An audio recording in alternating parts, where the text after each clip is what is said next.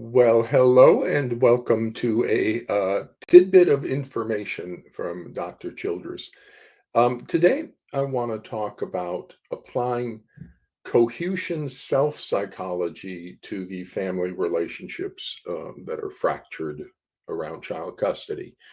Um, Kohutian psychology, developed by Heinz Kohut, is probably the dominant paradigm in psychoanalytic psychotherapy in the world of psychoanalysis that started with Freud and that developed through ego psychologists and object relations, and then has developed or emerged into Heinz Kohut object relations and self psychology. And I'm going to be applying a couple of the constructs out of Kohutian self psychology about mirroring and idealization to the fractured family relationships that we have in the family courts. So, the mirroring and idealization are responsible for the psychological development of a sense of value and a sense of identity, um, gender based identity with the child. And Kohutian self psychology, everything in psychoanalysis started with Sigmund Freud. And he came up with this idea that we were kind of divided into our instincts, the id that drove us into the world and drove our motivations, and then restrictions that the world put on us, the super ego. And in the middle, we kind of work things out. That's our ego to kind of resolve our instincts versus our social restrictions. But that changed, and there was sort of a revolution in thinking first with the object relations people. Freud looked at everything as coming from a drive, the instinctual drives. The object relations people said, no, no, no, it's about love. We are motivated for the other person and to achieve love with the other person, and that's they call in analysis they call the other person an object, because it's sort of an internalized other person. It's who we believe they are. There are ideas about that other person, rather than the actual person. So they're called an object. And so it's object relations. It's about love. John Bowlby in attachment is out of the object relations school. And then Kohut emerged a little bit further. He took object relations and said it's not about drive motivations or even about external love motivations. This Our internal being is organized around a sense of self. And so it's a self organization and it's a coherent sense of self. And then he identified specific features that parents do in their children with their children called self object functions. They serve certain functions for their child's self development, mirroring, idealization, and twinship that are then internalized into the child's self structure. And then out of Kohut, then came Tronick and the still face studies, Stern, early child mental health, Siegel, all of the early childhood mental health people are in the psychoanalytic school, and they would be in agreement with Kohut, but more into self psychology and early childhood. Kohut is an adult analyst, but all the ideas are in sync in their forming within the psychoanalytic school.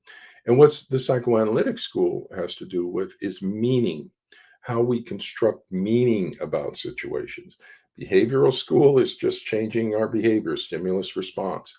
Humanistic existential school is about self actualization and growth. The family systems is about patterns of family interactions and relationships. But psychoanalysis in that school is seeking to understand our constructions of meaning. And a lot of those come from our past childhood relationships, where we construct a meaning that we then impose upon our perception of the world. And psychoanalysis seeks to kind of open that up so we can make a better contact with actual reality as opposed to our meanings that and patterns from our childhood kind of stuff. And the current school of psychoanalysis, the dominant school, is Kohutian Self Psychology. Uh, so let's see. So Kohut identifies three self object functions that are served by parents relative to their children. Mirroring is huge. It's one of the big ones we use a lot, apply a lot in early childhood mental health. And what mirroring is, let me pull this down for a second. What mirroring is that the parent serves as a mirror for the child's self identity, their sense of value. So the child looks in the face of the parent and sees a mirror for who they are. And so, if the parent has like a grumpy face, that's the face the child sees. That's who the child is somebody who creates that parent. And what we want the child to receive this wonderful, broad, happy face. I'm so happy to be with you. So the child looks up in the face of the parent and goes, "Is that me? Is that me? Oh my goodness, that's wonderful." And that's the mirroring value of a self-object function. Then there's like frustrations, is minor uh, frustrations that take place, healthy frustrations that help the child internalize that sense of self-value to where it's no longer requires the parent to serve that function. The child can take that role on for themselves. They've internalized that mirror of who they are. The second function is idealization.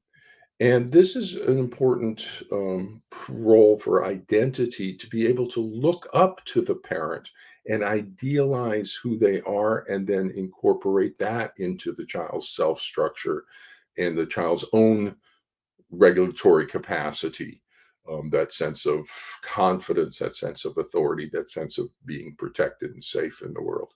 The final one is a twinship, and that has to do with empathy, that I belong to the human community and that my experience is capable of being known by other people.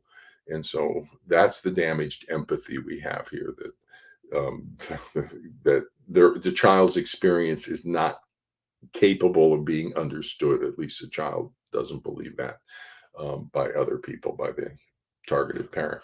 So what I'm going to do though is I'm going to apply the ideas of the mirroring and the idealization and the damage to those, to the four types of gender-based relationship in the family.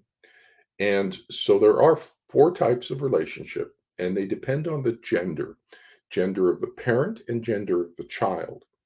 And when we're talking psychoanalytic kinds of ideas and constructs, this is about the internal psychological health of the child. So if everybody's worried about what's happening in terms of the healthy development of the child internally psychologically, we're talking psychoanalytic domain, and then we're talking Heinz Kohut. And he's written extensively on healthy narcissism. And oh my God, we got unhealthy narcissism. If you're not applying Heinz Kohut as a mental health professional, if you don't know him, again, you're just lazy. And they are. But this is Heinz Kohut, and the psychoanalytic field is going to give us the internal view on what's happening psychologically, developmentally for the child. And there's domains, there's gender based domains, and they depend on the gender of the parent and gender of the child, creating four types of relationship. Two are cross gender bonds. Those are the high affection bonds. So that's the mother son and father daughter bonds. Those are, yeah, super high affection, high on the mirroring quality. Then we have two same gender bonds. These are the identity bonds and the values bond. And that's the mother daughter and father son. And these are going to be the idealization bonds, looking up and getting a sense of identity about idealizing that same gender parent. Now, in the family court conflict, what we have are then four types of damage to those uh, relationship bonds.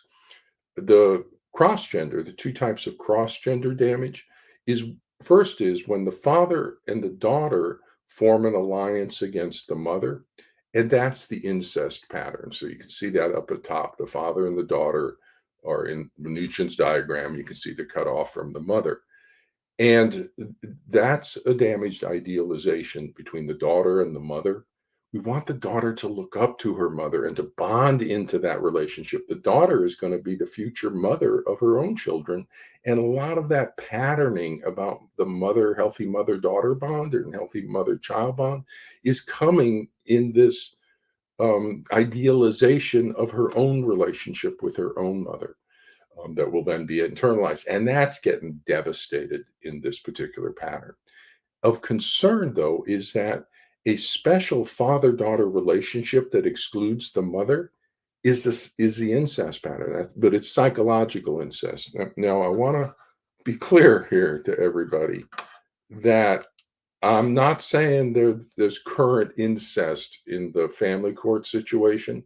It's a ripple. It's a pattern coming from a generation or two before, maybe with moms in the situation, maybe with the father's own mother or something.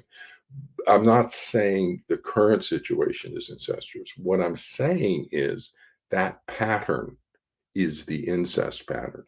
That's a special relationship between the father and the daughter that excludes the mother.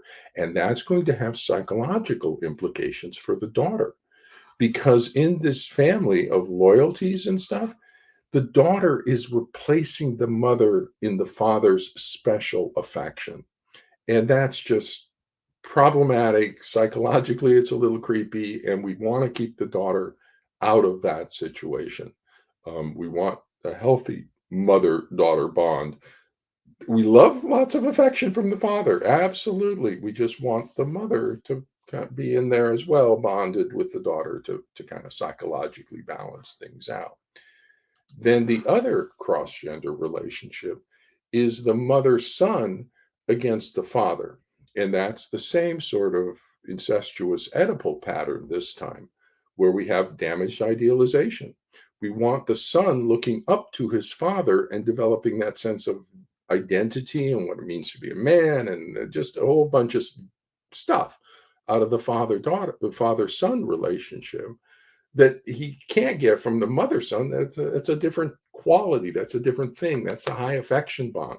Mother son, father son is different. That's the idealization and the identity bond. And in this case, the son is being seduced, recruited to be the mother's warrior or champion in her fight against the father to win the mother's special affection again. So again, that's the Oedipal pattern. And it's devastating psychologically to the child to put them in a position where they are their mother's warrior and champion against the child's own father. So in these high affection cross gender bonds, we always want high affection on that cross gender parent child bond. That's so we want a lot of mirroring. We want that daughter to look in her dad's face and see, oh my goodness, is that me? Oh, I'm just such a wonderful human. And we also want the balancing influence of the same gender parent child bond. So we want that daughter to have a great relationship with her dad and a great relationship, balancing relationship with her mother, where she's not like in replacing the mom in the dad's affections kind of stuff, especially after divorce. So that's we just moms and dads are different, and we just want both in the life of the child to create that healthy psychological development for the child.